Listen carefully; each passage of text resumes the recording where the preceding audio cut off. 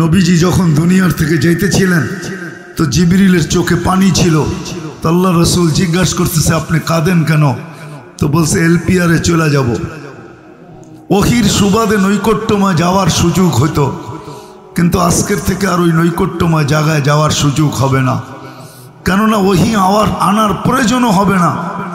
আপনিই তো সর্বশেষ নবী, নবুয়তের ঘরের তালা আপনি। খাতামুন নবিয়িন মানি নবুয়তের ঘরের তালা, সিলগালা। আপনি তো সিলগালা, আপনি তো তালা। কেউ বাহিরও হবে না, কেউ ঢুকবেও না।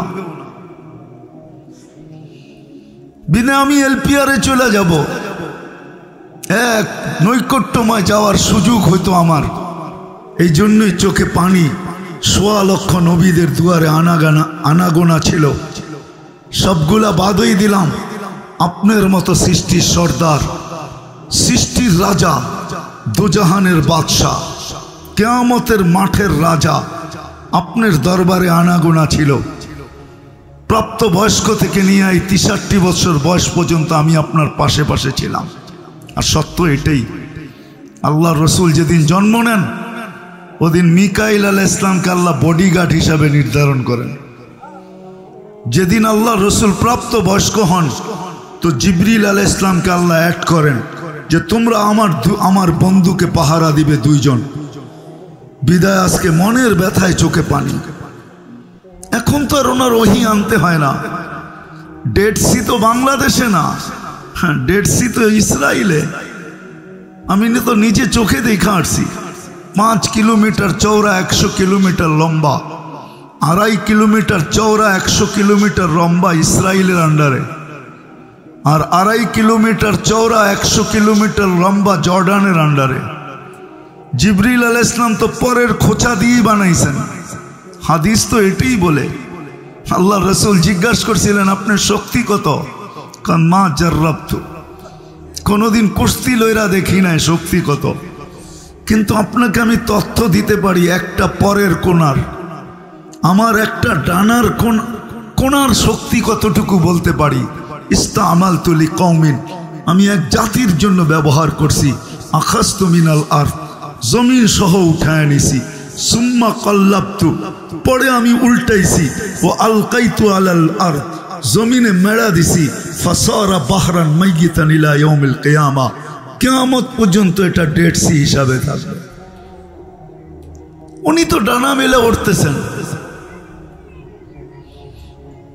আরেকটা প্রশ্ন আল্লাহকে করি, দেখি আপনাদের বিবেকে ধরে কিনা, তারপরে আমি আসল কথায় চলে যাব আর গুছায় নিয়ে আসবো।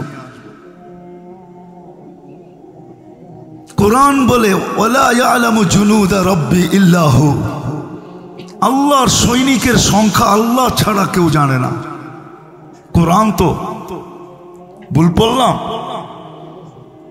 আল্লাহর সৈনিকের সংখ্যা আল্লাহ ছাড়া কেউ জানে না, প্রকারও আল্লাহ ছাড়া কেউ জানে না। যে কয় প্রকারের সৈনিক আমাদের দেশে প্রকার জানা যায়, সেনাবাহিনী, বিমান বাহিনী, নৌবাহিনী, আনসার, বিজিপি, পুলিশ, র্যাব, এরকম হাতের করে গণা কয়েকটা, ঠিক না? কিন্তু আল্লাহটা কত প্রকার জানা তো যায় না। আল্লাহকে যদি প্রশ্ন করি, আল্লাহ আমরাই তো শেষ উম্মত, আমাদের নবীজি তো শেষ নবী, আর কোনো নবী আসবে না। সত্য এটাই। হ্যাঁ, আল্লাহ রসুল বলছে, ইয়াতুনা দাজ্জালুন কাযযাবুন কুল্লুহুম ইয়াদদাই আন্নাহু নাবিয়্যুন। হ্যাঁ, 22 নম্বর অনেক আসবে। 22 নম্বর বোঝেন? আরে 2 নম্বরে 22 নম্বর বানাইলাম আর কি। 2 নম্বর বহুত আসবে, কিন্তু আমি সর্বশেষ নবী। এই জন্য কোরআনে আল্লাহ আমাদের একটা উসুল দিয়েছেন। উসুল বোঝেন? নিয়ম, পদ্ধতি। যে কেউ যদি নবুয়তি দাবি করে, তাহলে তুমি তার কাছ থেকে 2টা জিনিস জিজ্ঞাসা করো। কারণ আল্লাহ 2টা সেমিনার করছেন। কয়টা? একটা সেমিনারে আমরা সবাই ছিলাম। আল্লাহর ওটা ছিল প্রশ্ন উত্তরের সেমিনার। আল্লাহর প্রশ্ন ছিল, আলাস্তু বিরাব্বিকুম, আমি কি তোমাদের রব নই? তো ওইখানে জবাব ছিল, প্রশ্ন ছিল আর জবাব ছিল, এতটুকু সেমিনার শেষ। আমরা সবাই জবাব দিছি, বলা আপনি আমাদের রব। সেমিনার শেষ। আরেকটা সেমিনার ছিল যেখানে আমরা ছিলাম না। ওয়াইদ আখাযাল্লাহু মিসাকান নাবিয়্যিন, কোরআন বলে ওইখানে নবী রসুলরা ছিলেন, বক্তা আল্লাহ ছিলেন। আলোচ্য বিষয় দুটা ছিল, আমাদের নবীর শান আর আমাদের নবীজির পক্ষে অঙ্গীকার। আল্লাহ প্রশ্ন করছেন,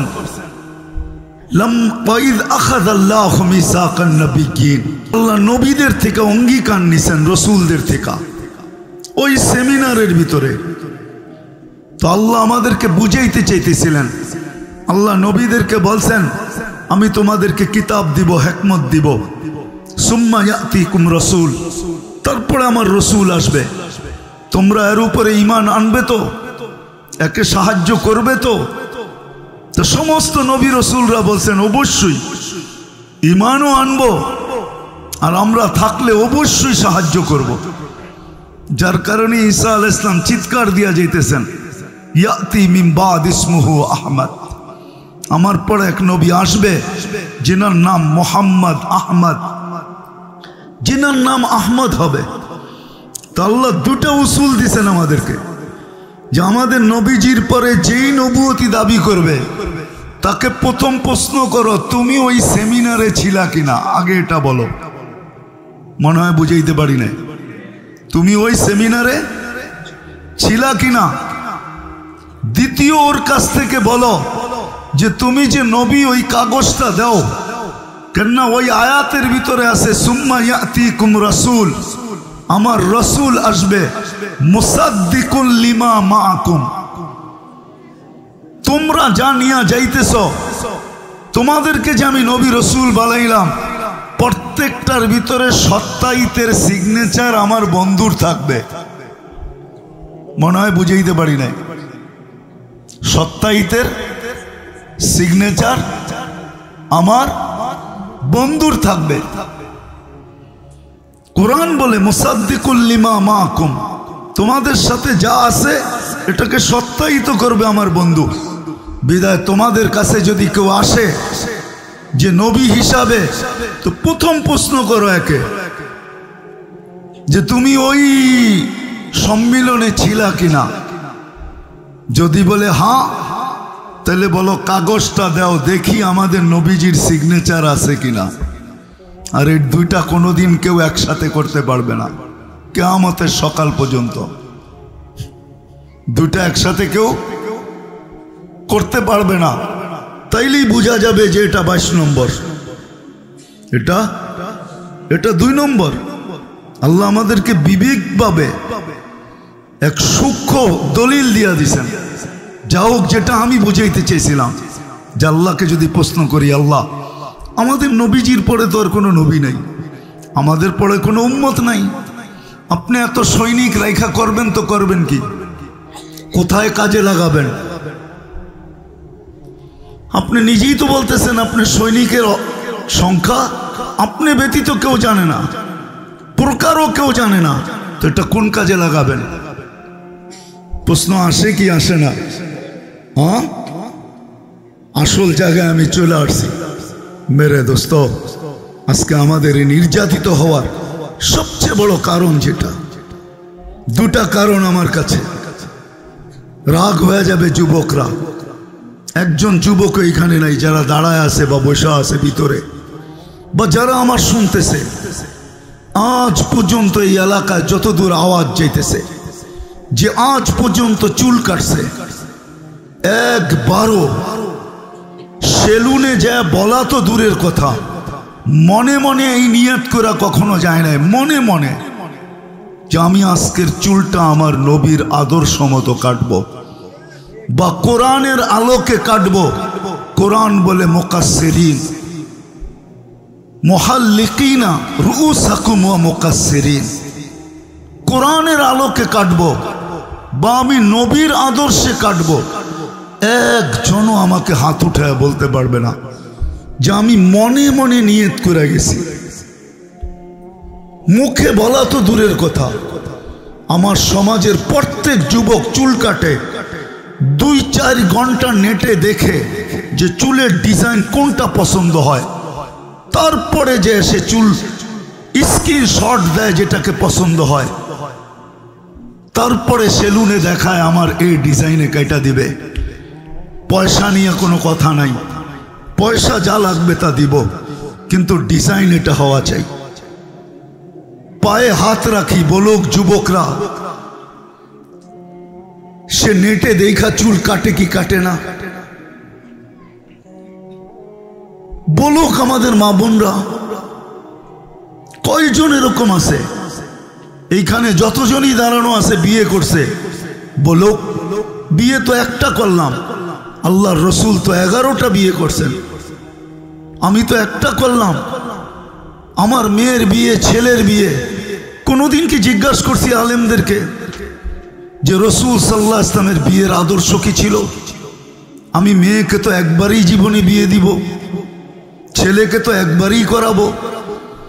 যদি প্রশ্ন করা হয় আপনি কেন এই আদর্শে কেন বিয়ে দিতে চান, শুধু বিয়েটা, বিয়ে পড়ানোটা এই আদর্শ মতো কেন করতে চান, অনুষ্ঠানটা কেন এই আদর্শ মতো করতে চান? তো বলতে তো পারতো যে আজকে দেখা না হোক, কিয়ামতের দিন দেখা হবে, তখন যেন আমি হাত পাতার সুযোগ পাই যে আমি কিচ্ছু তো করতে পারি নাই, ছেলেটার বিয়ে আপনার আদর্শ মতো হয়েছিল, আদর্শ মতো দিছিলাম, মেয়েটার বিয়ে আপনার আদর্শ মতো দিছিলাম, আমাকে কি দিবেন দেন না? যুবকও তো হাত পাততে পারতো যে আপনার স্টাইলে চুলটা কাটছি আর কিচ্ছু করতে পারি নাই, আমাকে কি দিবেন দেন না? সারা বাংলাদেশে তো বলতে থাকি, আজ পর্যন্ত তো অন্তর্মহল থেকে কোনোদিন এই খবর আসলো না যে কোনো মা, কোনো বোন এই খবর পাঠাইলো যে আমার জীবনের বাসর রাত্রের শ্বাসটা ফাতেমার মতো ছিল।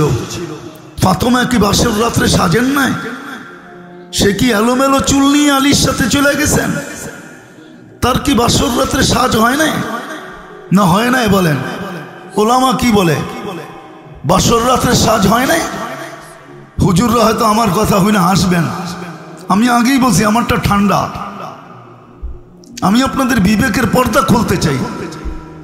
কিন্তু গলি গলি পার্লার, সারা জীবন পার্লারে সাজলো, তাতে কি আসে যায়? ওটা নিয়ে আমার কোনো সে নাই।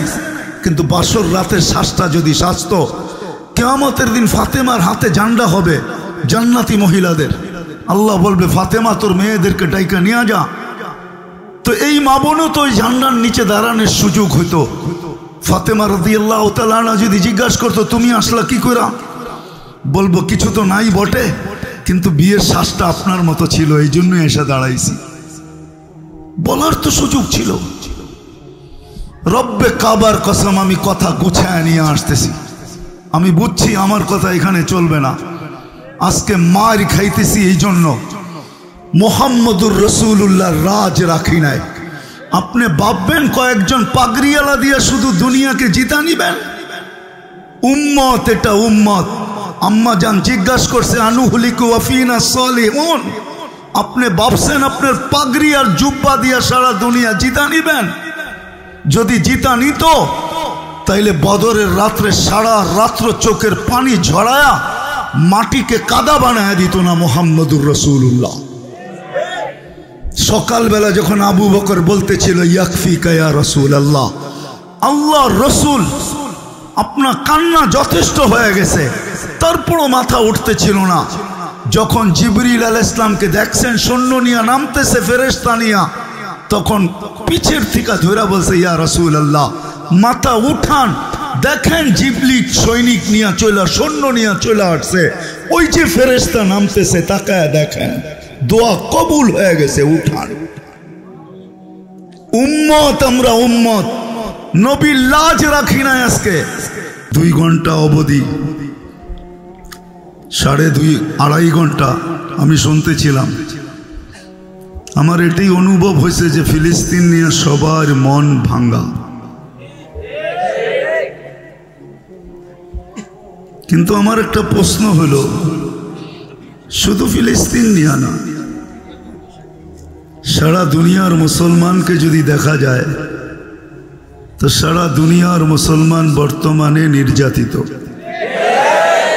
নিষ্পেষিত, অবহেলিত, ঘৃণিত, দীক্ষিত, লাঞ্ছিত, একবারে নিকৃষ্ট। কেন? কি কারণে? কেন আমরা এরকম হলাম? এরকম আমরা নির্যাতিত কেন?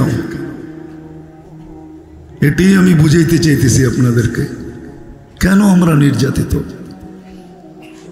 প্রতিবাদ তো আমরা এই পর্যন্ত 2 ঘন্টা শুনলাম আমি, কিন্তু এখানে কয়জন হাত উঠাইতে পারবে যে প্রতিবাদের সাথে সাথে আজকে 34তম রাত্র চলতেছে।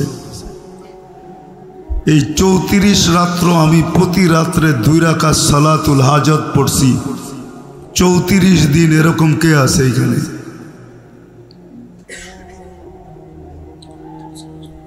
একজনও নাই। অথচ কোরআনের হুকুম ছিল আস্তাইনু বিসসবরি ওয়াসসালাহ।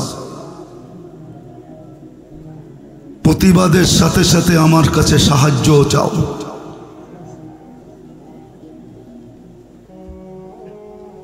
একজনও তো হাত উঠাইতে পারলেন না। আলেম ওলামা একজন উঠেছে 34 দিন টানা। আজকে 34তম রাত্র চলতেছে। নামান একজন শুধু। তোলাবাও আছে, ওলামাও আছে। আরেকটা বললে একজনও পাওয়া যাবে না। হাদিসে তো ছিল আসাদকাতু তারুদ্দুল বালা। এর চেয়ে বড় বিপদ মুসলিম জাহানের উপরে কি হবে যে আজকে সারা মুসলিম জাহান নির্যাতিত। বাইতুল মুকাদ্দাস এখনো তালা দেওয়া। জুমার নামাজ হইলেও আজকে রাস্তায় হয়েছে, বাইতুল মুকাদ্দাসে হয়নি। একজনও এই 34 দিন 1 টাকা করে 34 টাকা সদকা দেয়নি। এটা কি নবীর শিক্ষা ছিল না? না ছিল না? বলেন আমাকে। যাক, একটা প্রমাণ হয়ে গেল যে আমরা শুধু প্রতিবাদী। আমি আসল কথা নিয়ে যাইতেছি। মুসলমান সারা দুনিয়ায় নির্যাতিত কেন? মুসলমান বলবো না, আমি উম্মতে মুহাম্মদী। যে উম্মতকে আল্লাহ বিশেষ রহমত দ্বারা উম্মতে মুহাম্মদীর অন্তর্ভুক্ত করলেন। আমরা উম্মতে মুহাম্মদী সদিচ্ছায় হই নাই। মুসলমানের ঘরে আমাদের অস্তিত্ব সদিচ্ছায় না। এটা মানতে হবে। আল্লাহর সবচেয়ে বড় রহমতে খাস, বিশেষ রহমত, ওটার মাধ্যমে মনে হয় নির্বাচিত হয়ে আমরা মুসলমানের ঘরে। অস্বীকার করতে পারবেন? এর চেয়ে বড় বিশেষ রহমত আমরা উম্মতে মুহাম্মদী।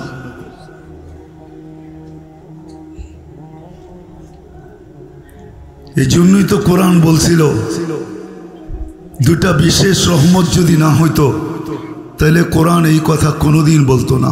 আমার উপরে রাগ হয় না, আমি জানি গতকালকে কি বয়ান হয়েছে, আজকে সারাদিন কি হয়েছে আমার জানা আছে। 2.5 ঘন্টা পর্যন্ত তো আমি শুনতেছিলাম। কিন্তু আমার এই প্রশ্নের উপর আপনার রাগ হয় না, একটু বিবেক দিয়া ভাবেন। শুধু প্রতিবাদী হওয়া উচিত ছিল না আমাদের, সাথে সাথে আল্লাহর দরবারেও ধর্ণা দেওয়া দরকার ছিল। 2 রাকাত সালাতুল হাজত যদি পড়া বলতাম, মালিক প্রতিবাদ করতে পারি, করলাম, কিন্তু আসল মেসেজটা তোমাকে দিয়া দিলাম। কেননা আমরা 7 সমুদ্র 13 নদীর এই পারে, আমাদের ওই পর্যন্ত পৌঁছা সম্ভব না। তোমার কাছে মেসেজটা দিলাম, তুমি দেখা রেখো। এতগুলা মানুষ, আমার মনে হয় এই এলাকার কেউ পড়ে নাই, পড়লেও 2-1 দিন পড়ছে। যে ওই পর্যন্ত পড়তে থাকবো, যেই পর্যন্ত সমাধান না হয়। যা হোক, যেটা আমি বুঝাইতে চাইতেছি, আমি একটা দিকে আপনাদেরকে নিয়ে যাইতে চাইতেছি। আল্লাহ করুক আজকে সবার বিবেকের পর্দা খোলুক। আমি বিবেকের পর্দা খুলতে চাইতেছি। যতদিন পর্যন্ত বিবেকের পর্দা না খুলবে, ডুস খাইলে বলে হুশ হয়, চোর গেলে বুদ্ধি হয়। হুশ যতদিন পর্যন্ত না ফিরবে, বুদ্ধি যতদিন পর্যন্ত না আসবে, আমরা নির্যাতিত হইতেই থাকব। এতে কোনো সন্দেহ নেই। আমি নিয়ে যাইতেছি, আপনাদেরকে দেখাবো। আমি অল্প সময়ের ভিতরে কথাকে গুছায় নিব। আমার দিল যে ভাঙ্গা না এমন না, বা আমি যে বিরোধিতা করতেছি এমনও না। আমার দিলও ভাঙ্গা। ভাঙ্গা না হইলে এই কথাগুলা বাহির হতো না। আমার দিলটা আপনাদের মতোই ভাঙ্গা। রক্তক্ষরণ হইতেছে আমারও, যেমন আপনারা বলবেন আমাদের হইতেছে। এই জন্যই তো আমরা চিৎকার দিতেছি। আপনারা একভাবে চিৎকার দিতেছেন, আমি আরেকভাবে দিতেছি। সবার চিৎকারের ধরন যে এক হবে এমন না, ঠিক না? চিৎকারের ধরন ভিন্ন তো হইতে পারে।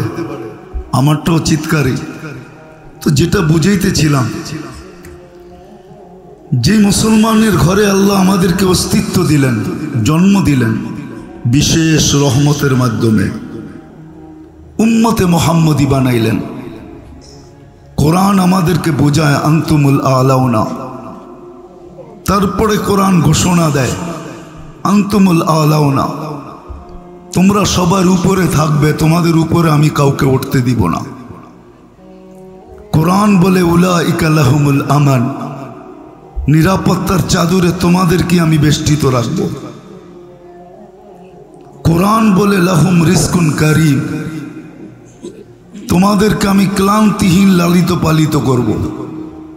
হাদিস যদি দেখি তো হাদিস আরো কিছু বলে, লারাযাকাকুম কামা ইয়ারযুকুত তাইর, পাখির মতো তোমাদেরকে পালব। কোরআন যদি দেখি তো কোরআন বলে লাহুম হায়াতান তাইয়্যিবা, সুখ শান্তির জীবন আমি তোমাদেরকে দিব। কোরআন বলে ইন্নাল ইজ্জাতা লিল্লাহি ওয়া লিরাসূলিহি ওয়া লিল মুমিনিন, ইজ্জতের মালা আমি তোমাদের গলায় পরাবো। কিন্তু আজকে যদি পটভূমি দেখি তাইলে বিলকুল কোরআনের বিপরীত দেখা যায়। যে শব্দগুলো আমি বললাম, আজকে সারা দুনিয়ায় মুসলমান নির্যাতিত, নিষ্পেষিত, অবহেলিত, দীক্ষিত, ঘৃণিত, লাঞ্ছিত, বঞ্চিত, সবচেয়ে নিকৃষ্ট। যদি না হইতো তাহলে প্রাণীবাদী বলে একটা সংস্থা আছে দুনিয়াতে, যারা প্রাণী নিয়ে কাজ করে।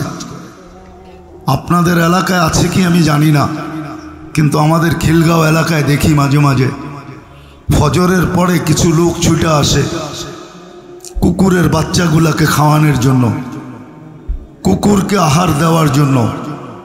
আপনাদের এলাকায় আসে কিনা জানি না আমি, কিন্তু আভিজাত্য এলাকার ভিতরে আসে প্রতিদিন সকালে। ফজরের পরে চলে আসে, কনকনে শীতের ভিতরে আসে। ওদেরকে যদি জিজ্ঞাসা করা হয় এই সাত সকালে আপনি কুকুরকে খাওয়াইতেছেন, তারা বলবে আমরা প্রাণীবাদী, প্রাণী নিয়ে কাজ করি। আজ পর্যন্ত পেপারের পাতায় পাবেন না, 34 দিন হতে চলল, কোন প্রাণীবাদী সংস্থা একটা বিবৃতি দিছে মানুষও তো একটা প্রাণী না? প্রাণী না? হ্যাঁ, প্রাণ আছে ভিতরে না নাই? মানুষও তো একটা প্রাণী। একটা বিবৃতি আপনি আমাকে ফেসবুকে দেখাইতে পারবেন না, কোনো মিডিয়ায় দেখাইতে পারবেন না যে প্রাণীবাদীরা একটা বিবৃতি দিছে যে দিনরাত বোম মাইরা এতগুলা মানুষকে কেন মারা হইল। কিন্তু যদি এতগুলা কুকুরকে কোথাও বোম মাইরা মারা হতো, আমাদের ছোটবেলা দেখছি ঢাকা শহরে সিটি কর্পোরেশনের থেকে লোক আসতেন, রাতের বেলা ইঞ্জেকশন দিতেন কুকুরের গায়ে আর উঠায় নিয়ে যেতেন। এখন তো প্রত্যেক গলিতে রাত্রে মানুষের সম্মিলন না হইলেও কুকুরের সম্মিলন হয়। না হয় না? মনে হয় বুঝাইতে পারি নাই। আমি তো প্রতি রাত্রেই দেখি, ঢাকা যখন ফিরি রাত্রে বাসায় ঘুমানো যায় না, কেননা আমার গলির ভিতরে অনেকগুলা থাকে। নতুন কোনো মানুষ গেলেই তার পিছে ছুটতে থাকে আর আওয়াজ করতে থাকে, আর নিচের আওয়াজ উপরে বেশি লাগে, নিচে কম লাগে। একটু উপরে থাকি তো আওয়াজে ঘুমানো যায় না। এরকম প্রত্যেক গলিতেই কুকুরের সম্মেলন হইতেছে। এখন আর সিটি কর্পোরেশন আলাদা নেয় না, কেননা প্রাণীবাদীরা এর বিরুদ্ধে দাঁড়াইছে, না মারা যাবে না। 14 তারিখ আমার দেশে যেইভাবে উদযাপিত করে যুবকরা, আমি আমেরিকাতেও 14 তারিখ দেখছি। রব্বে কাবার কসম, আমি আমেরিকাতে এরকম 14 তারিখ দেখি নাই। যেই 14 তারিখ আমাদের দেশে আমি দেখি, ফুল নিয়ে কারাকারি হয়। আজ পর্যন্ত 14 তারিখে বহুত ফুলের দোকান আমাকে সাক্ষী দিবে, তাকে মারি পর্যন্ত খাইতে হয়েছে। কারণ আগে ফোন করে বলছে আমার ফুলটা রেখা দিবি, তারপরে বিক্রি করলে করবি, না করলে না করবি, ভুলে বিক্রি করে ফেলছে, ফুলটা রাখে নাই। কি হয় নাই? যুবকরা কি বলে রাগ হয়ে গেল? আমি আমেরিকাতে দেখি নাই, ওইখানে তো এতটুকু দেখছি, গালে গাল লাগাইছেন আর বলে দিছেন ইংলিশে, ইউ আর মাই হানি, তুই আমার মধু, এতটুকুই শেষ। 31st নাইট আমি আমেরিকাতে দেখছি, অস্ট্রেলিয়া দেখছি 31st নাইট। দুনিয়া তো কম দেখি নাই। তা হাদিসে নেয়ামত বলতেছি, অহংকার করে বলতেছি না। 99টা দেখা শেষ, সেঞ্চুরি করার আশা আছে। আপনাদের কোনো উন্নত বিশ্ব তো দেখি বাকি নাই যে আমি দেখি নাই, মহাদেশ তো কোনোটা বাকি নাই। আজকে রসুলের ইজ্জত রাখি নাই আমরা, আল্লাহর ইসলামের ইজ্জত রাখি নাই আমরা। আপনি ভাবছেন কয়েকজন হুজুর দিয়েই দুনিয়া জয় হয়ে যাবে? কয়েকজন মাদ্রাসার ছাত্র দিয়েই জয় হয়ে যাবে? 90% মুসলমান না, 99% মুসলমান গায়ের এশকে দেওয়ানা, বিজাতির এশকে। পোশাক দেখেন, আশাক দেখেন, চলা দেখেন, ফিরা দেখেন, খাওয়া দেখেন, লওয়া দেখেন। কথা তো লম্বা করতে চাইছিলাম, কিন্তু লম্বা করার সুযোগ নাই। দিলের ব্যথা একটু বললাম আপনাদেরকে, নইলে মুসলমান নির্যাতিত। দুনিয়ার সবচেয়ে বড় টাকা মুসলমানদের কাছে। এক কুয়েতি দিনার দিয়া $5 পাওয়া যায়, $5। 3.5 ইউরো পাওয়া যায়, 3.5 ইউরো। 4.5 পাউন্ড পাওয়া যায়। দুনিয়ার কোনো ব্যক্তি নাই যার গাড়ির পার্টস আছে সোনা দিয়া। ব্রুনাইয়ের বাদশার গাড়ির পার্টস হইল সোনা দিয়া, সোনা। দুনিয়ার সবচেয়ে বেশি সম্পদ মুসলমানদের কাছে, তারপরও নির্যাতিত। 200 কোটি মুসলমান সারা দুনিয়ায়, সব বিড়ালের মতো মুখ খুলতে পারে না। কেন? কোরআনই তো সত্য, হাদিসই তো সত্য। আসবে একদিন তোমাদের উপরে এতটুকু রোব, বলে হাদিসে বলে রোব, তোমাদেরকে এতটুকু তোমাদের উপরে বিজাতিদের রোব, বাংলায় কি বলে জানি না, এটাকে কি বলে, প্রভাব, ভয়, ভীতি এতটুকু হবে, তোমরা ছায়ার চেয়ে ছায়া, তোমরা এতটুকু শুধু নামের উপরে তোমরা কাঁপতে থাকবে। আজকে আমরা নামের উপরে কাঁপতেছি, অথচ দুনিয়ার সবচেয়ে বড় টাকা মুসলমানের কাছে, সবচেয়ে বেশি সম্পদ মুসলমানের কাছে। নেটে সার্চ দেন, দেখেন দুনিয়ার 70% তেল কাদের কাছে, 70% গ্যাস কাদের কাছে। আমাকে চিনাইতে হবে না, দুনিয়ার সবচেয়ে দামি খাওয়া খায় মুসলমান, দুনিয়ার সবচেয়ে দামি পোশাক পরে মুসলমান। ওরা তো কাপড়ই পরে না, পোশাক পরবে, দামি পরবে কোত্থেকে? কাপড়ই তো পরে না। ওইখানে দামি আর বেদামির কি, কাপড়ই তো পরে না, ঠিক না?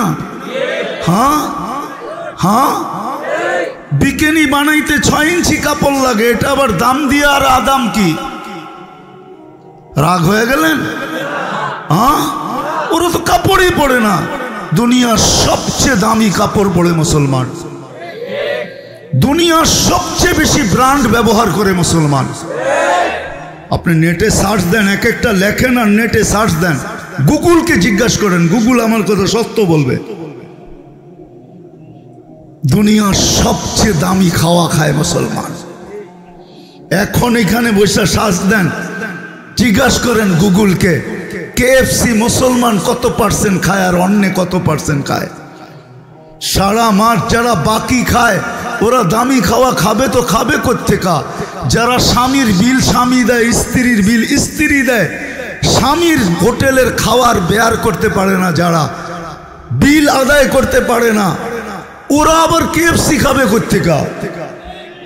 আপনাকে তো আমাকে বুঝাইতে হবে না। আমি 2 বার জাপান গেছি। প্রথম আমি 2005-এ গেছি। তো আমি সকালে এক ফ্যাক্টরিতে গেছি, তো যা দেখতেছি ওয়াটার গান দিয়ে একজন পরিষ্কার করতেছে। ওইখানে লেদারের ফ্যাক্টরি ছিল, দামি দামি পার্স তৈরি হইতো, মেয়েদের ব্যাগ, মানি ব্যাগ। তো সব কর্মচারী বাংলাদেশি ছিল, অধিকাংশ বিক্রমপুরের। তো আমি উপরে চলে গেছি, জিজ্ঞেস করলাম এই সকালে এত ঠান্ডার ভিতরে ওয়াটার গান দিয়া দেখলাম একজন মহিলা ওয়াশ করে, একে হাইসা দিয়া বলতেছে আমাদের মালিকের স্ত্রী। আমার উপরে যেন আকাশ ভাঙ্গা পড়লো, এত বড় ফ্যাক্টরির মালিক, তার স্ত্রী ওয়াশ করতেছে সকালে ফ্যাক্টরি। তাই বললাম কেন? বলছে ও চাকরি করে এখানে। এমনি চাকরি? আমার কাছে যদি পয়সা থাকে তো আমার স্ত্রী থাকবে রানীর হালে, ঠিক না? হ্যাঁ, কি বলেন? একটার জায়গায় চাকর দিমু ওকে 10টা, একটাই তো বউ, 10টা দিমু না তো কয়টা দিমু, ঠিক না? কয়েক ডজন হয়তো, তাইলে না চিন্তা করতাম, একটা ওয়াইফ। তো বলছে হুজুর শুনেন, স্বামী স্ত্রী বটে, কিন্তু জুয়া খেলার পয়সা ও কোথায় পাবে? স্বামী তো জুয়া খেলার পয়সা দিবে না, হোটেলে খাবে এই পয়সাকে দিবে, ও যে মদ খাবে এই পয়সাকে দিবে, দুইজনে থাকে, থাকারটা ব্যবহার জায়গা দিবে, ঠিক আছে, একটু কাপড় চোপড় কিনা দিবে, ঠিক আছে, বাড়তি খরচটা 1 পয়সাও দিবে না। তো দুনিয়ার সবচেয়ে দামি খাওয়া খায় মুসলমান, দুনিয়ার সবচেয়ে বেশি আইটেম খায় মুসলমান। আমি সত্য বলতেছি। 2008-এ আমার সফর ছিল ইউরোপ, এন্টার ইউরোপ, 25 দেশ। আমি ইটালিতে বসেছিলাম, বলোনিয়া। তো দোস্ত ইস্তেমা চলতেছিল, দস্তরখানে খাওয়া লাগছে। আমার পাশে বসা ছিল ইটালির এক শিল্পপতি, তো নবমুসলিম। তো আমাকে বলতেছে মুফতি সাহেব, ইসলামের আগে আমরা জানতাম না যে খাওয়ারও এত আইটেম হয়। আমরা তো সারাদিন কর্মব্যস্ত থাকতাম, মেশিনকে হার মানায় দিত আমাদের কর্মব্যস্ততা।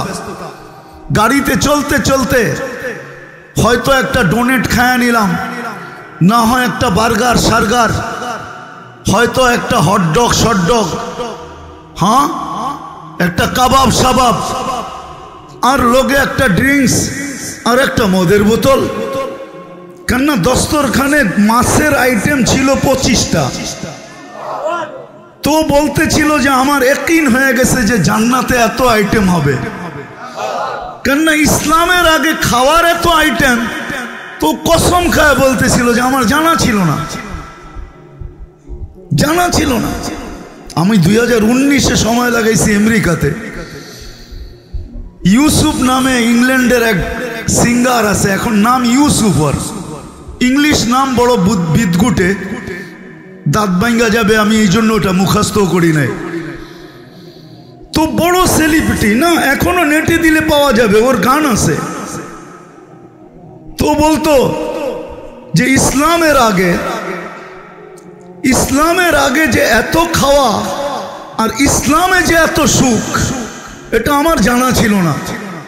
আমি তো ভাবতাম আমি বড় সেলিব্রিটি, মেয়েরা আমাকে ছোঁয়ার জন্য পাগল ছিল। অটোগ্রাফ নেওয়ার জন্য হুড়াহুড়ি হইতো। আর গান যখন গাইতাম তো পাউন্ডের বৃষ্টি পড়তো। তো মসজিদে বসে বলতেছে, মুফতি সাহেব খোদার কসম করে তোমাকে বলতেছি, দুনিয়া আমার দিকে তাকায় ছিল, কিন্তু আমার ভিতরে যে একটা অগ্নিগিরি ছিল, বলছে দুনিয়ার সবচেয়ে বড় অগ্নিগিরি ইন্দোনেশিয়া, আমি 4 বার গেছি ওইখানে। তো বলছে ওই অগ্নিগিরিকে হার মানায় দিত আমার দিলের ভিতরে যে অগ্নিগিরি ছিল, শূন্যতার অগ্নিগিরি। বলে আমি যেদিন মুসলমান হইলাম ওই দিন মনে হয় যে ওই অগ্নিগিরিটা কোথায় হাওয়া হয়ে গেল। আর আজকে আমি চাটাইতে যে মজা পাই, ঘুমাইতে মসজিদে, বলছে দুনিয়ার কোনো 7 স্টারে আমি এই মজা পাই নাই। বলে আজকে আমার বিশ্বাস হইতেছে যে দুনিয়ায় খানার এত আইটেম।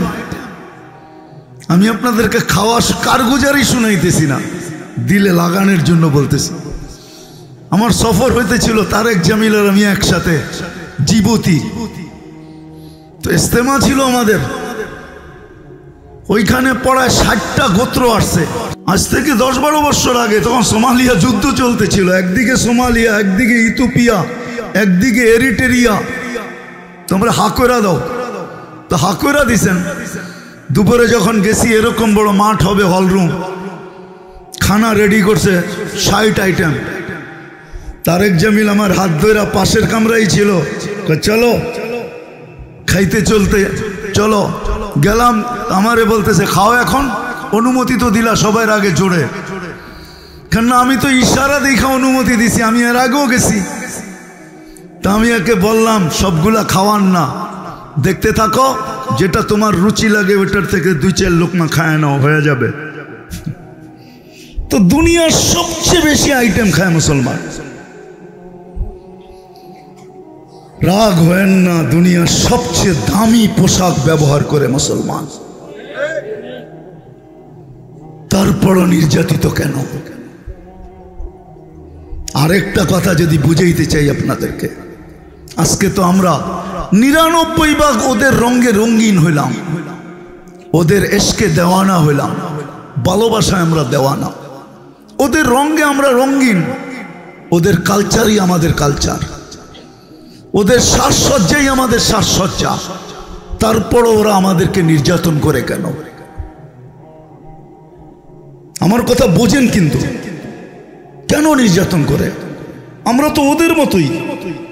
আমাদের যুবকের চুল দেখেন, স্টাইল দেখেন, 14 তারিখ দেখেন, 31st নাইট দেখেন, যতগুলা জিনিস আছে আমরা সমভাবে ওদের চেয়ে ধুমধামেও আমরা পালন করি। তারপরও ওরা আমাদেরকে মাথায় নেয় না কেন? বুকে লাগায় না কেন? রব্বে কাবার কসম, কোনোদিন ওরা আপনাকে বুকে লাগাবে না। আপনি যতই বিকেনি পড়া ঘোরেন, যুবক তোমার পায়ে হাতে রাখি, তুমি যতই ওদের স্টাইলে নিজেকে চেঞ্জ করো, কোনোদিন তোমাকে বুকে লাগাবে না। কেননা ওরা তোমার রূপরেখা দেখে না, ওরা দেখছে অনলাইনে, ওরা দেখা নিছে জন্ম নিবন্ধনের সময় যেখানে ধর্ম লেখা, ওইখানে তুমি কি লেখা আসছো? ওইখানে তুমি ইসলাম লেখা আসছো। যেই দিন তুমি স্কুলে ভর্তি হয়েছ, ফরমের ভিতরে তুমি ধর্মের জায়গায় ইসলাম লেখা আসছো, এরকম না? যেদিন তুমি পরীক্ষা দিতে গেছো ম্যাট্রিক, ওই দিন ধর্মের জায়গায় তুমি ইসলাম লেখছো। যেদিন আইডি কার্ড বানাইছো, ওই দিন তুমি ধর্মের জায়গায় ইসলাম লেখছো। যেদিন পাসপোর্ট বানাইছো, ওইখানে ধর্মের জায়গায় তুমি ইসলাম লেখছো। যেখানে চাকরির অ্যাপ্লাই করছো, ওইখানে ধর্মের জায়গায় তুমি ইসলাম লেখছো। ওরা অনলাইনে দেখা নিছে যে তুমি কে, তোমার রূপরেখা দিয়ে ওদেরকে ভুলাইতে পারবে না। যদি বিশ্বাস না হয়, যাও যাও আমার মা বোনদেরকে বলো, যারা ইসলাম আর মুহাম্মদুর রাসূলুল্লাহ সাল্লাল্লাহু আলাইহি ওয়াসাল্লামের উম্মত হওয়া সত্ত্বেও যারা নিজেদেরকে আধুনিক সাজে সাজাইতে চায়, যাক না আধুনিক সাজে সাইজা, যাক না বিকিনি পড়া পাসপোর্টটা নিয়ে আমেরিকান এমবেসিতে, দেখি ভিসা দেয় কি দেয় না, যাক না। আমি তো দুনিয়ার কম এমবেসি দেখি না, 99টা তো দেখছি, নাইলে 99 দেশে গেলাম কি করে? রাগ হেন না আমার কথা।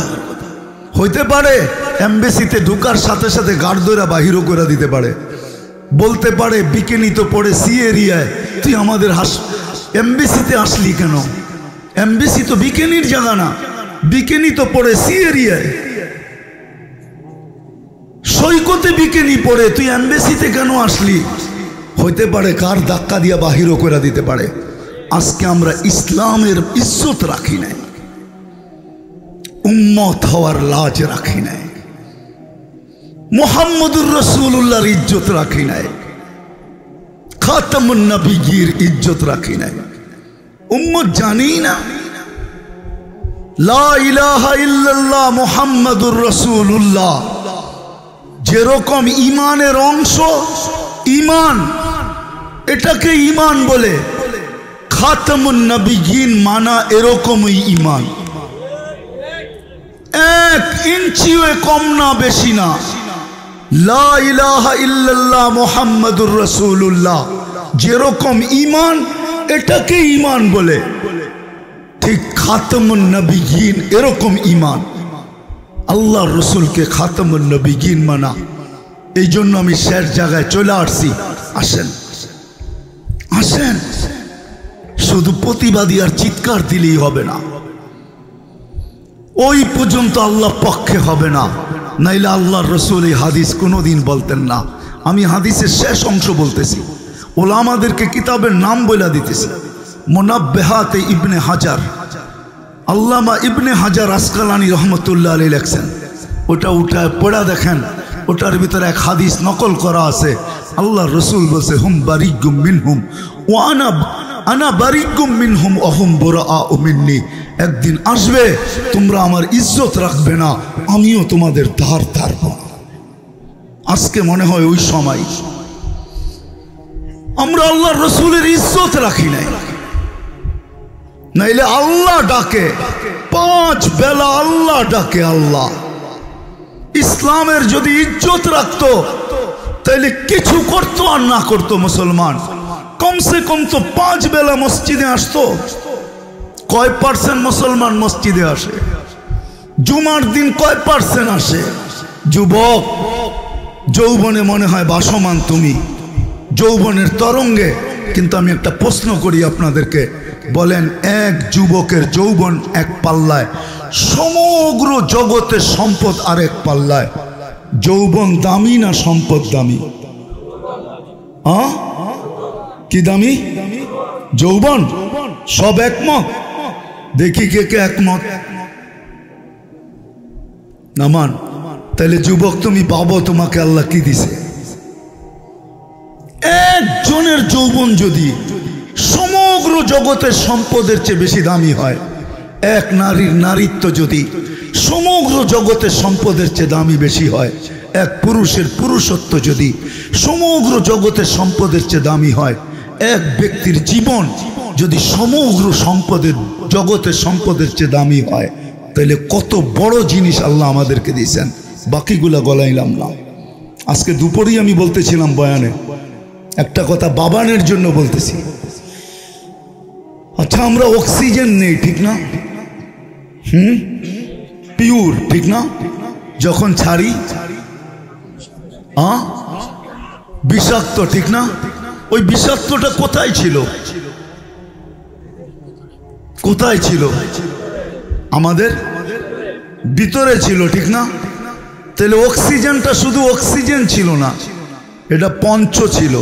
যেমন পানির ভিতরে পঞ্চ রাখলে, স্পঞ্জ রাখলে সে পানিকে চুষা নিয়ে নেয়, বোঝা গেল অক্সিজেনটা ভিতরে যায়া দূষিতটাকে চুষা নিয়ে নিছে, নিজের ভিতরে নিয়া বাহির হয়ে চলে আসছে।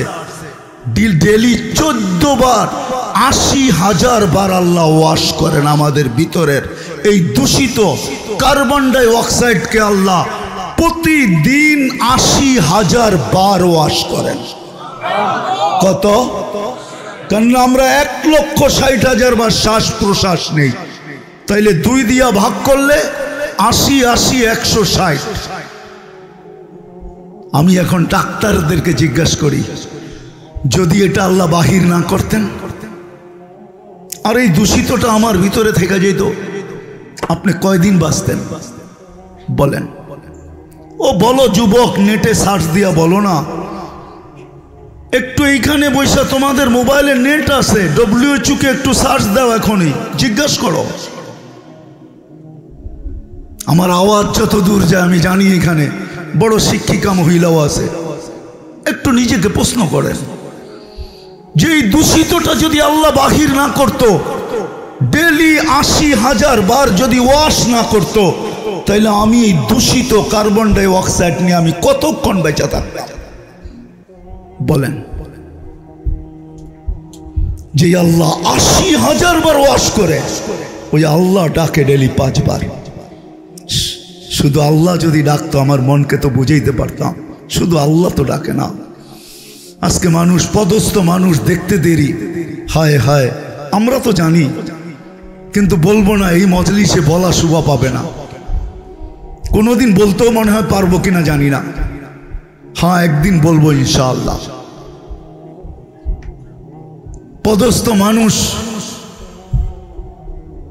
পদস্থ হইতে দেরি, ধরা ছোঁয়ার বাইরে যাইতে দেরি করে না, নিজের প্রভাব দেখাইতে দেরি করে না, ঠিক না? হ্যাঁ, আর আমরা পদস্থ মানুষের সান্নিধ্যে পাইতে আমরা দ্বিধাবোধ করি না, ঠিক না? সেলফি নিতে দেরি, ফেসবুকে ছাড়তে দেরি করে না। শুধু আল্লাহ তো ডাকে না, 99 পদের মালিক আল্লাহ ডাকে। দোস্ত এইখানেই তো সবচেয়ে বড় ভুল, এইখানেই সবচেয়ে বড় ভুল। রাগ হয় না, আলেম ওলামা ছাড়া একজনও এখানে নাই, এক যুবকও নাই। যদিও সারাদিন আনলিমিটেড চালায়, নেট আনলিমিটেড চালায়, কেন এই এলাকায় কোনো ঘর নাই যেই ঘরের ভিতরে ওয়াইফাই না আছে, কোনো দোকান নাই যেই দোকানে ওয়াইফাই না আছে। সত্য তো? হ্যাঁ, কিন্তু 2 মিনিট খরচ করে আজ পর্যন্ত কেউ দেখে না 99 নামের অর্থ। আমার মনে হয় একজনও দেখে নাই, অথচ উচিত ছিল ডেলি দেখা, না হয় সপ্তাহে দেখা, না হয় মাসে দেখা, না হয় জীবনে 1-2 বার দেখা। তাইলে বিবেকের পর্দা খুলতো যে আমার মালিক কে, আমার আল্লাহ কে, কে আমাকে ডাকে। শুধু আল্লাহ তো ডাকে না, রহমানও ডাকে, রহিমও ডাকে, মালিকও ডাকে, কুদ্দুসও ডাকে, সালামও ডাকে, মুমিনও ডাকে, মুহাইমিনও ডাকে, আজিজও ডাকে, জব্বারও ডাকে, মুতাকাব্বিরুল খালিকুল বারিউল মুসাব্বিরুল গফফারুল কহারুল ওহাবুর রাসাকুল ফাত্তাহুল আলিমুল কাবিদুল বাসিতুল খাফিদুর রাফিউল মুইজ্জুল মুযিল্লুস সামিউল বাসিরুল হাকামুল আদলুল লতীফুল কবিরুল হালিমুল আযীমুল গফুরুশ শাকুরুল আলিকুল কবিরুল হাফিজুল মুকিতুল হাসিবুল জলিলুল করিমুর রকিবুল মুজিবুল ওয়াসি আল হাকিমুল ওয়াদুদুল মাজিদুল বাঈসুশ শাহীদুল হকুল ওয়াকিলুল কবিয়ুল মতিনুল ওয়ালিগুল হামিদুল মুসি আল মুবদি আল মুঈদ আল মুহয়ি আল মুমিত আল হাইয়্যু আল কাইয়্যুম আল ওয়াজিদ আল মাজিদ আল ওয়াহিদ আল আহাদ আল সামাদ আল কাদির আল মুক্তাদির আল মুকদ্দম আল মুআক্খার আল আউয়াল ওয়াল আখির আল যাহির ওয়াল বাতিন আল ওয়ালি আল মুতাওয়ালি আল বাররু আত তাওয়াব আল মুনতাকিম আল আফু আর রাউফ মালিক আল মুলক যাল জালালি ওয়াল ইকরাম আল মুকসিত ওয়াল জামি ওয়াল গানি ওয়াল মুগনি আল মানি আত দার আল নাফি আল নূর আল হাদি আল বদি ওয়াল বাকি আল ওয়ারিস ওয়াল রশিদ আল সাবুর জল্লে জালালু 99 পদের মালিক আল্লাহ ডাকে আল্লাহ। তারপরও তো আসে না, 24 ঘন্টা ভক্ত করে আল্লাহর। হায় হায়, জমিন কেন বলবে না? জমিন তো প্রতিদিন বলে আলা কুল্লা ইয়াউমিন ওয়াল আরদু তাস্তাযিন রাব্বা। জমিন প্রতিদিন বলে আল্লাহ অনুমতি দেন না আন আবতালিয়া ইবনা আদম ফি বাতনি, আমি মানুষকে পেটে নিয়ে আনি। কেন নিবে? হাদিস বড় লম্বা, মোকালামা বড় লম্বা, সবকিছু তো আপনারই ভোগ করে আর নাফরমানি তো আপনারই করে। আমি কতদিন সহ্য করব? আল্লাহ অনুমতি দেন না, বিদায় আজকে আসেন। আমরা নির্যাতিত হওয়ার কারণ দুটাই, আমরা ইসলামের ইজ্জত রাখি নাই, যদিও আল্লাহ সৎ ইচ্ছায় মুসলমানের ঘরে পাঠাইছেন। আমরা নবীজির ইজ্জত রাখি নাই, আল্লাহ রসুলের ইজ্জত রাখি নাই, যদিও কানতে কানতে দুনিয়ার থেকে চলে গেছেন। আমি 2-1টা দেখাই শেষ করতেছি।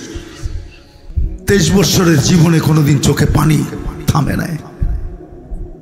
জিবরিল মিকাইল জিজ্ঞাসা করছে, মা জালা আরাকা তাবকি, যখনই দেখি কাঁদেন কেন? বলছে, উম্মতের জন্য আমার কান্না, আমি উম্মতের জন্য চোখের পানি ঝরাইতেছি। আমার উম্মত যেন জান্নাত হারায় না ফেলে, জাহান্নামে চলে না যায়। যখন দুনিয়ার থেকে যাইতেছেন যেই মুহূর্তে, তখনও চোখে পানি ছিল। জিবরিল জিজ্ঞাসা করছে, এখন কেন কাঁদেন? ওয়ান্তা ইলা রফিকিল আলা, এখন তো আল্লাহর সান্নিধ্যে যাবেন। আল্লাহ অপেক্ষমান, আল্লাহ ইয়ান্তাযিরুকা, আল্লাহ আপনার অপেক্ষায় অপেক্ষমান। উর্দে জগতে খুশি চলতেছে, হাবিব ইয়াসিলুল হাবিব, বন্ধু বন্ধুর কাছে চলে আসবে চিরদিনের জন্য। কাঁদেন কেন? বলছে ফামান লিবাদিলি উম্মতি, আমার পরে আমার উম্মতকে কে দেখা রাখবে? কবর থেকে যখন উঠবেন, উঠেই জিজ্ঞাসা করবেন আইনা উম্মতি, আমার উম্মত কোথায়? জিবরিল বলবে মা শাক্কাল আরদা ইল্লা আনতা, আপনি ব্যতীত জমিনের উপরে কেউ ওঠে নাই, উম্মত ওঠেই নাই।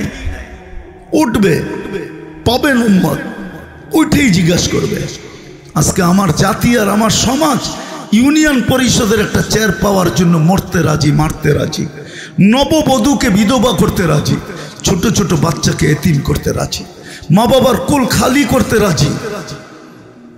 কিন্তু কিয়ামতের দিন আমাদের নবীজিকে আল্লাহ মাকামে মাহমুদ দিবেন, কিন্তু বসবেন না।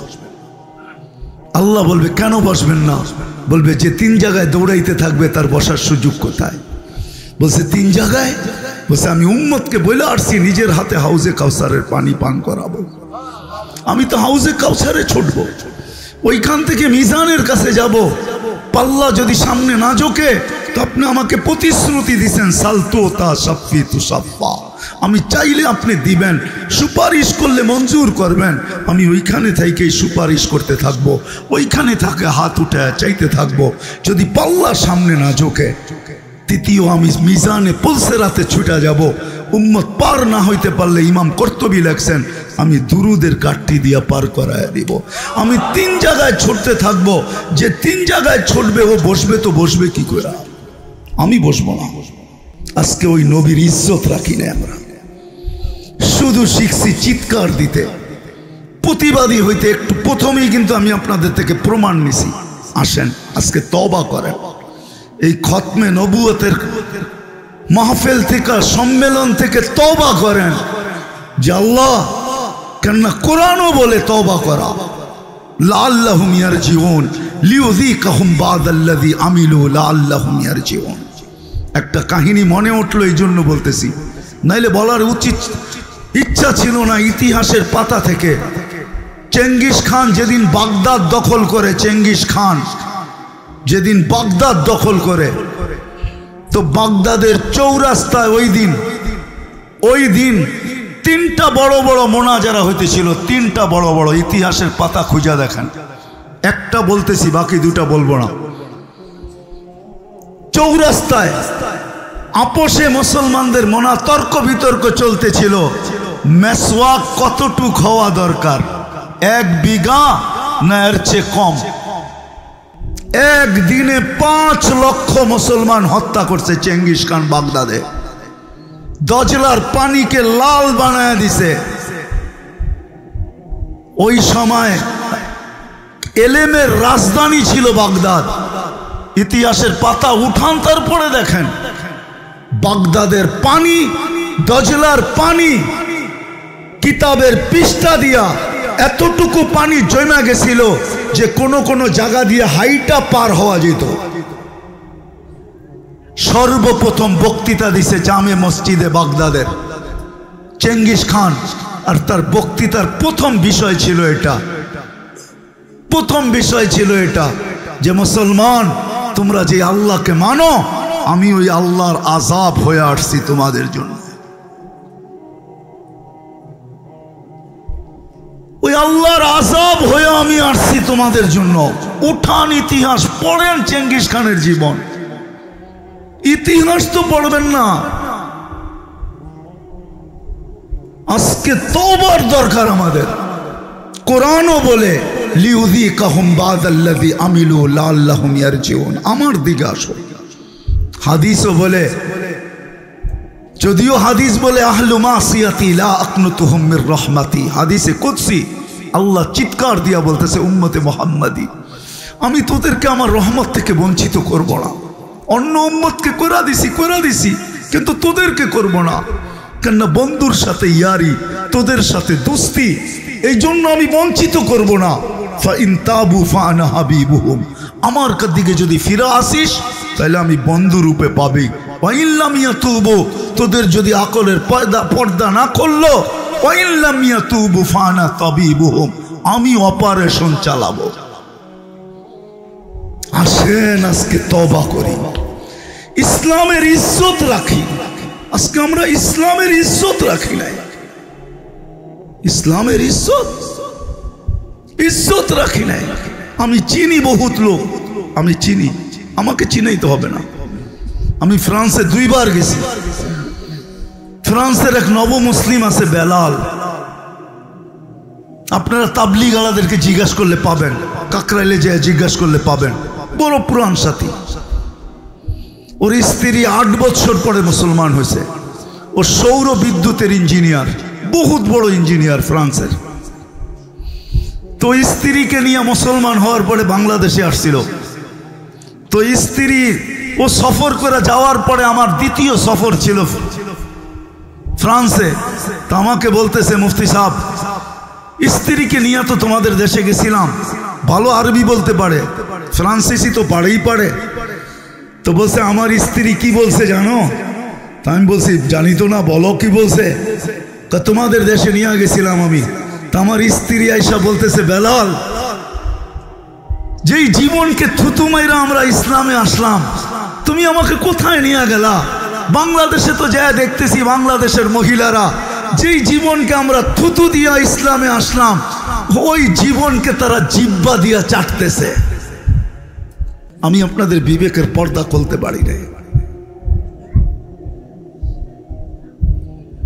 আজকে আসেন আমরা তওবা করি, ইসলামকে আঁকড়ায় ধরি।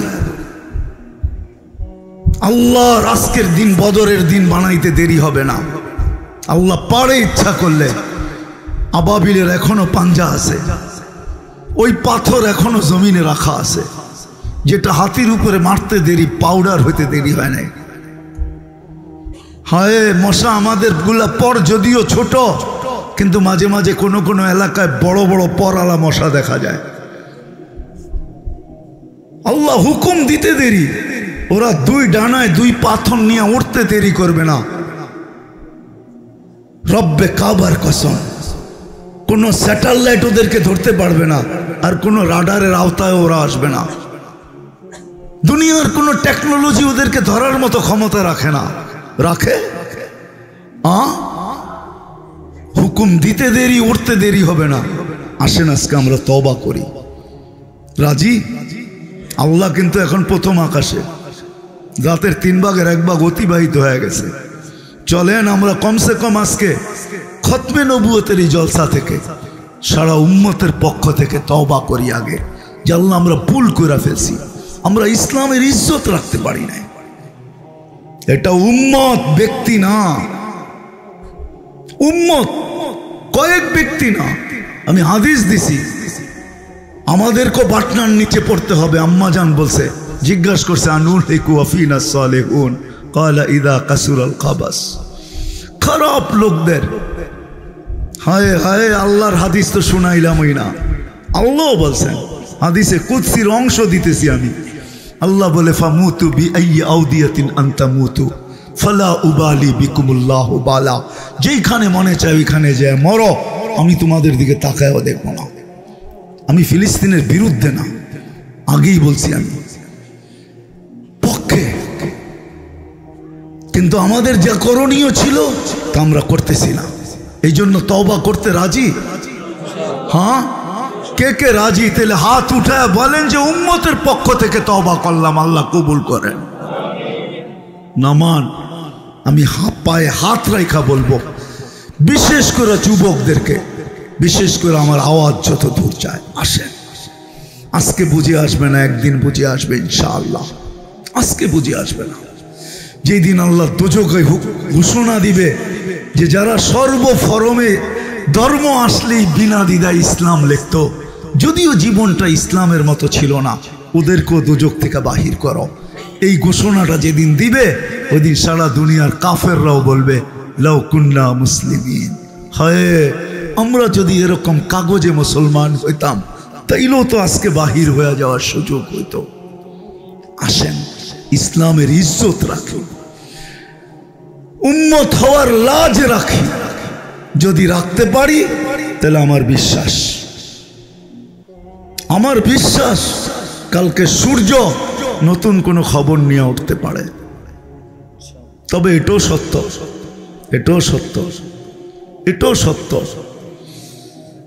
সত্য যে ফিলিস্তিনের জমিন ফিলিস্তিনওয়ালাদেরই থাকবে, এতে কোনো সন্দেহ নেই। মুসলমানের কেবরা মুসলমানেরই থাকবে, এতে কোনো সন্দেহ নেই। আলহামদুলিল্লাহ, মুসলমান যেইভাবে ফিরতে শুরু করছে আমরা দেখতেছি এখন যুবকদেরকে। আলহামদুলিল্লাহ, রাস্তায় দেখি, ঘাটে দেখি, সব জায়গায় দেখা হয়। যেই আলোড়ন দেখতেছি মনে হয় ওই দিন দূরে না, ওই দিন বেশি দূরে না।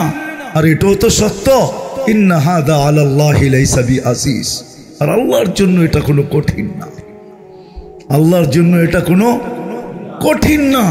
হতে পারে আমরাই চোখে দেখব যে একদিন কলেমার চানটা উড়ার মতো উঠছে।